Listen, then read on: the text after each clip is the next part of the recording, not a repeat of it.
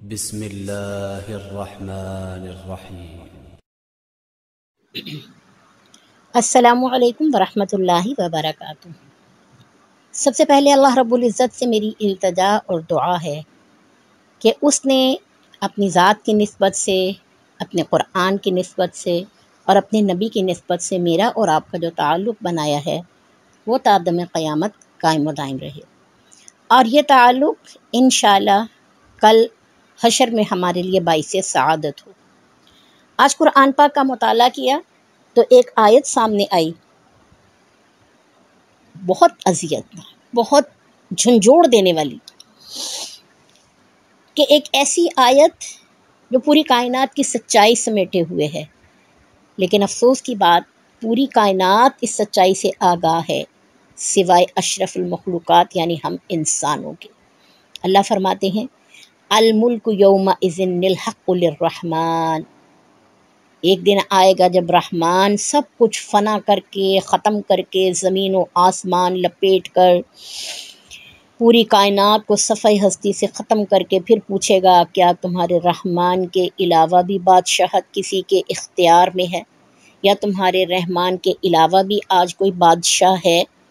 وَكَانَ يَوْمًا عَلَى الْكَافِرِينَ عَسِيرًا، اور وہ دن ہوگا جب اس کے منکروں کے لیے بہت سخت ہوگا۔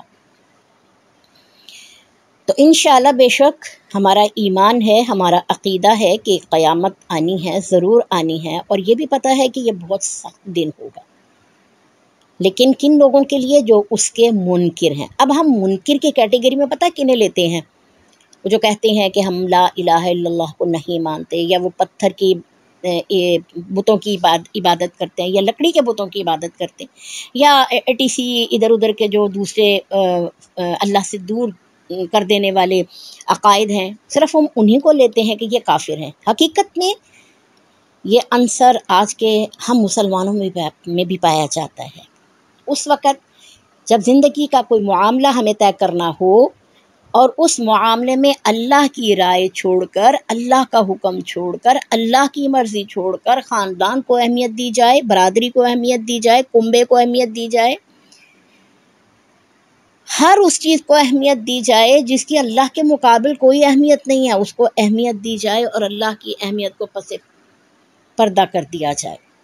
اللہ کی اہمیت تب ہمیں یاد آئے جب مصیبت ہمارے سروں پر آ جائے، تکالیف ہمارے سروں پر آ جائے، اور پھر ہمیں سمجھنا ہے کہ ہمیں کیا کرنا ہے۔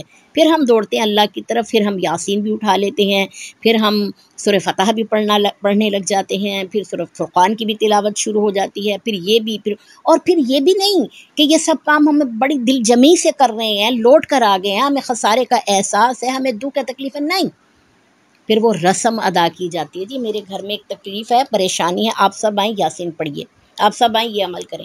اب آنے والے کیسے پڑھتے ہیں، کیسے نہیں پڑھتے، وہ قرآن کے پڑھنے کا حق ادا کرتے ہیں، نہیں کرتے، اس سے بالا ہمیں اس سے کوئی غرض نہیں ہے۔ گویا ہم نے قرآن کو صرف اپنی ضرورت کا ذریعہ بنا لیا، وہ بھی تکلیف میں، خوشی میں نہیں۔ آج ہماری تمام رسومات تو دنیا کے کہنے پر چل رہی ہیں نا، اللہ تو ہماری زندگیوں میں کہیں بھی نہیں ہے۔ تو اللہ رب العزت نے کافروں کے لیے یہ دن، یعنی قیامت کا وہ دن جو اس کو چھوڑ کر ہم نے گزارا ہوگا، بڑا سخت بنا دیا ہے۔ تو ابھی بھی ہمارے پاس موقع ہے۔ سوال یہاں یہ پیدا ہوتا ہے کہ کیا واقعی ہم اس آیت کے سن لینے کے بعد، سمجھ لینے کے بعد اللہ کی طرف لوٹنے کا عزم رکھتے ہیں، یا ہم چاہتے ہیں کہ واقعی اللہ تعالیٰ کی طرف لوٹ کر ہم زندگی کے وہ تمام رحمتیں، برکتیں، فضل اور کرم سمیٹ لیں جو اللہ تعالیٰ نے ہمیں دنیا میں بھی ہم سے وعدے کیے ہیں اور آخرت میں بھی وعدے کیے۔ اللہ تعالیٰ مجھے اور آپ کو ایک بہترین، ایک پاکیزہ زندگی دے جو دنیا اور آخرت دونوں میں فائدہ مند ہو۔ مجھے اپنی دعاؤں میں یاد رکھیے گا۔ اللہ حافظ۔